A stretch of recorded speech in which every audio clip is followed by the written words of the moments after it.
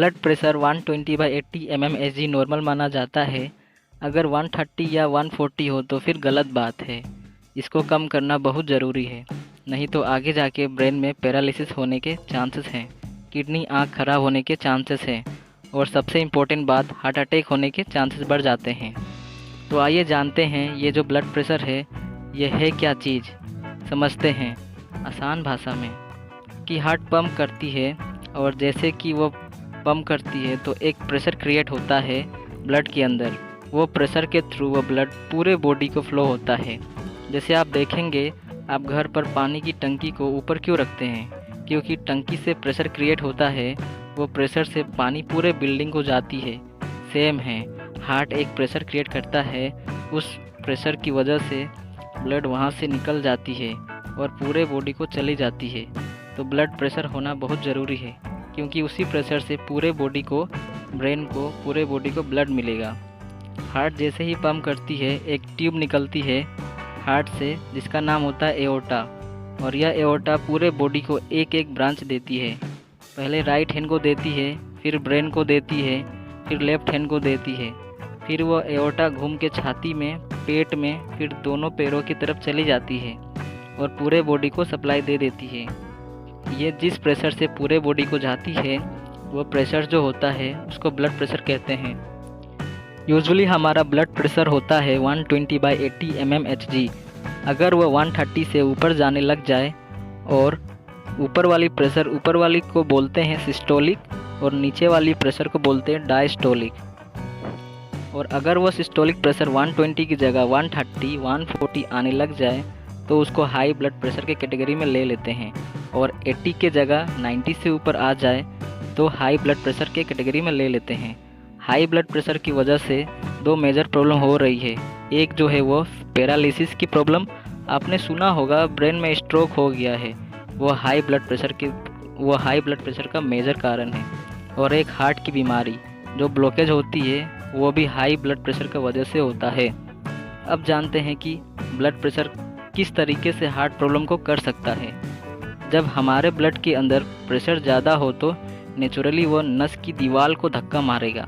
मान लेते हैं कि हमारी दीवार 120 प्रेशर के लिए बनी हुई है, जो हमारी ट्यूब पूरे बॉडी को ले जाती है, हार्ट को लेके जाती है। उसके अंदर प्रेशर मान लेते हैं कि 120 होना चाहिए, और आपने उसमें 140 का धक्का मारना चालू कर दिया तो नेचुरली डैमेज होगा। एक दीवार के ऊपर आप धीरे से मारिए और एक हथौड़े से मारिए तो हथौड़े से ज़्यादा डैमेज होगा, क्योंकि प्रेशर ज़्यादा है। तो अगर ट्यूब 120 प्रेशर के लिए बनी है और 130 का धक्का आप मार रहे हैं तो ट्यूब नेचुरली डैमेज तो होगी ही ना। और डैमेज एरिया में ब्लॉकेज बहुत जल्दी पकड़ लेती है। जो कोलेस्ट्रॉल फैट है वो स्मूथ एरिया में उतना जमती नहीं है, क्योंकि वो फिसल जाती है। जहाँ डैमेज एरिया, रफ एरिया, वहाँ पे वो जाके जल्दी पकड़ लेती है। तो हाई ब्लड प्रेशर जिनको रहता है उनको ब्लॉकेज होने के बहुत ज़्यादा कारण होते हैं या चांसेस होते हैं। अब जानते हैं कि हाई ब्लड प्रेशर होने के मेन कारण क्या है। Stress is a major factor जिसके वजह से हाई ब्लड प्रेशर हो जाता है। तो एक बात आप समझ लीजिए, टेंशन हार्ट की बीमारी का जैसे कारण है, वैसे ही हाई ब्लड प्रेशर का भी मेजर कारण टेंशन ही है। बाकी मोटापा की वजह से भी हाई ब्लड प्रेशर हो सकता है, डायबिटीज़ हो तो भी हाई ब्लड प्रेशर हो सकता है, फैट ज़्यादा खाओ तो भी बीपी हो सकती है, नमक ज़्यादा खाओ तो भी बीपी हो सकती है, एक्सरसाइज ना करो तो भी ब्लड प्रेशर हो सकती है। तो ये सब इनडायरेक्ट कोज है, ज़्यादातर कोज स्ट्रेस, टेंशन या तनाव की वजह से होता है। अब जानते हैं कि सिम्टम क्या क्या है हाई ब्लड प्रेशर के। हाई ब्लड प्रेशर बहुत सारे लोगों को अननोटिस होता है। जितने लोगों को हाई ब्लड प्रेशर होता है उनमें से आधे लोग को मालूम ही नहीं होता है कि उनको हाई ब्लड प्रेशर है। क्यों? क्योंकि इसमें कोई तकलीफ़ बहुत सारे लोगों को होता ही नहीं है। उनको मालूम ही नहीं होता है कि उनको हाई ब्लड प्रेशर है, कोई सिम्टम देता ही नहीं है। पता तब पड़ता है जब पैरालिसिस हो जाए। एक बार पता चल जाए जब कोई डॉक्टर एक्सीडेंटली बीपी चेक कर ले। कुछ लोगों को सर दर्द होती है, जैसे ब्लड प्रेशर बढ़ा और सर दर्द चालू हो जाती है। कुछ सर में भारीपन होती है, कुछ लोगों को पैर में स्वेलिंग हो जाती है, कुछ लोगों को हार्ट की बीमारी आ जाए और चेक किया तो पता चला उनको हाई ब्लड प्रेशर है।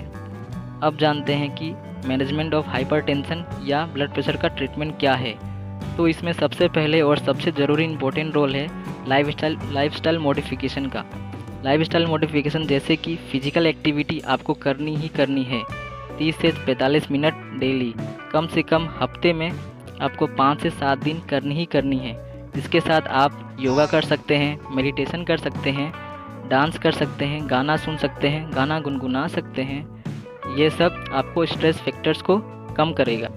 इसके बाद जो रोल आता है डाइट का, इसमें आपको नमक का सेवन कम करना है और साथ में लो फैट कम खाना है, जिसमें कोलेस्ट्रॉल कम हो और अच्छा कोलेस्ट्रॉल जैसे HDL ज़्यादा हो, हाई फाइबर ज़्यादा लेना है। इसके साथ आप मेडिसिन भी ले सकते हैं। मेडिसिन आपको डॉक्टर डिसाइड करके बता देंगे, तो आप डॉक्टर की सलाह से ही दवाई लें। एक बात आपको बता दूं, अगर आप ब्लड प्रेशर की दवाई लेते हैं तो वह डायरेक्टली या इनडायरेक्टली बॉडी से सोडियम को बाहर निकाल के ब्लड प्रेशर को कंट्रोल करती है। लेकिन अगर आप नमक ज़्यादा खाएंगे जिसमें कि सोडियम होता है, तो फिर आप एक्स्ट्रा सोडियम बॉडी के अंदर पहुंचाएंगे, जिससे कि आपका ब्लड प्रेशर कंट्रोल नहीं होगा। और आप में से बहुत से लोगों ने देखा होगा कि BP की गोली खाने के बाद भी आपका ब्लड प्रेशर कंट्रोल नहीं होता है, और उसका मेन रीज़न यही होता है कि आप अपने नमक खाने पे या फिर सोडियम के इंटेक पे कंट्रोल नहीं करते हैं। तो यहाँ पे क्वेश्चन आता है कि डेली हम लोग को कितना सोडियम लेना चाहिए। अमेरिकन हार्ट एसोसिएशन के अकॉर्डिंग आपको डेली 1.5 ग्राम तक सोडियम लेना चाहिए। अगर मैं नमक की बात करूँ तो नमक के अंदर 40% पार्ट सोडियम का होता है। तो इस कैलकुलेशन के हिसाब से आप डेली का 3.75 ग्राम तक नमक सेफली ले सकते हैं बिना किसी BP या अदर कॉम्प्लिकेशंस के। 1 टीस्पून की बात करूं तो 1 टीस्पून में 5 ग्राम तक नमक होता है। तो उस हिसाब से आप 1 टीस्पून का 3/4 पार्ट नमक 24 घंटे के अंदर कंज्यूम करेंगे तो आपका BP बढ़ने से रुकेगा और आपकी BP की मेडिकेशन भी बराबर से काम करेगी।